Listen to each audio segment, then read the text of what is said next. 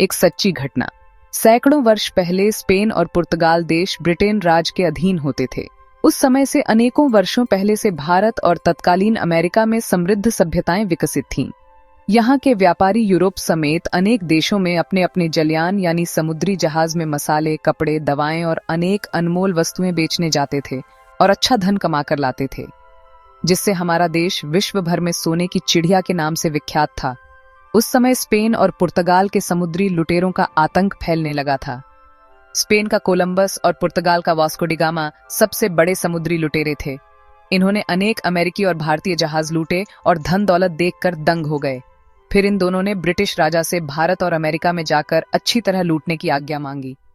आज्ञा मिलने पर कोलंबस अमेरिका पहुंच गया, जहां उसने धीरे धीरे शक्ति बढ़ाकर लूटपाट शुरू कर दी और अपने अधीन कर लिया। दूसरी ओर वास्को डी गामा पहुंचा भारत के गोवा तट पर, जहां उसने भारत का विश्लेषण करना शुरू किया। इसीलिए अंग्रेजों के हिसाब से कोलंबस ने अमेरिका की खोज की और वास्को डी गामा ने भारत की, और हम इसी देश के वासी होकर यहीं पढ़ के बड़े हुए। जब वास्को डी गामा ने देखा कि भारत में युद्ध से या लूटपाट से कब्जा करना सरल नहीं है, तो उसने ब्रिटेन से मदद मांगी। तब ब्रिटेन से ईस्ट इंडिया कंपनी भारत भेजी गई, जिसके साथ लॉर्ड मैकाले को भेजा गया, जिसने भारत में 15 वर्ष गहन विश्लेषण किया और अंग्रेज सरकार को पत्र लिखा। उस पत्र में उसने क्या बताया, ये बहुत महत्वपूर्ण है हम सबके लिए। मैकाले लिखता है कि मैं भारत के पूर्व से पश्चिम और उत्तर से दक्षिण तक हर भाग में घूमा।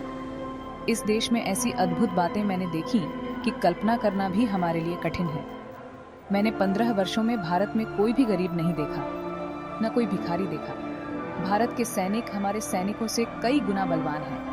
यहाँ के घरों में मैंने इतनी समृद्धि देखी कि किसी के घर जाओ तो भगवान जैसे स्वागत और आतिथ्य देते हैं। हजारों प्रकार के पकवान बनाए जाते हैं। हजारों प्रकार की वनस्पति, दालें, अनाज, फल और सब्जियां उगाई जाती हैं, जिन्हें बनाने में हर घर की महिलाएं निपुण होती हैं। अनेक प्रकार के कपड़े और गहने बनते हैं, जिनकी बारीक तकनीक और सुंदरता अद्भुत और अकल्पनीय होती है। यहाँ अधिकतर घरों में ताले नहीं लगते। अनेक घरों में तो दरवाजे भी नहीं हैं, क्योंकि कोई चोर ही नहीं है। घरों में सोने, चांदी और मूल्यवान रत्नों के बड़े बड़े ढेर मिलते हैं। अगर मैं पूछता हूँ कि ये कितने सिक्के हैं, तो भारतीय हंस के कहते हैं कि कितने नहीं कितने किलो सिक्के हैं, ये पूछिए। क्योंकि हम इन्हें गिन नहीं पाते, इसलिए तौल कर रखते हैं।